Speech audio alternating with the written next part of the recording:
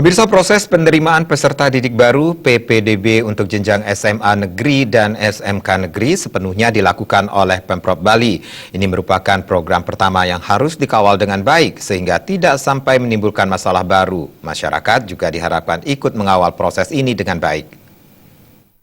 Dan kita juga ingin mengedukasi masyarakat kita karena Wakil Gubernur Bali Ketut Sudekerta mengungkapkan, celah untuk terjadinya pungli atau suap penyuap sangat besar apabila proses PPDB ini tidak dipantau dan dikawal dengan baik. Keterlibatan banyak pihak, baik tim teknologi informasi yang melibatkan Telkom, tim saber pungli, dan inspektorat diharapkan bisa mendampingi Dispora dalam mewujudkan komitmen pemerintahan yang bersih.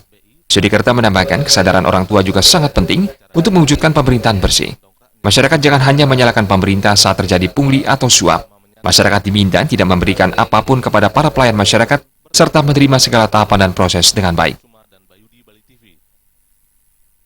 Dan kita juga ingin mengedukasi masyarakat kita karena peluang korupsi itu sesungguhnya bukan dari pemerintah pelaksana ini, dan itu datangnya dari masyarakat itu sendiri. Ada yang ingin layanan cepat, tiba-tiba memberikan sesuatu kepada klien kami. Itulah yang harus kita edukasi masyarakat kita. Kalau mau mendapatkan layanan cepat, maka konkretkan dulu layanan yang akan diminta itu dari sisi seluruhnya, prosedur-prosedurnya, persyaratan-persyaratannya.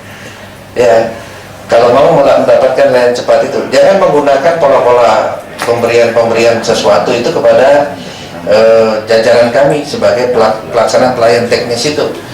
Ya, kuncinya sesungguhnya datang dari masyarakat itu sendiri.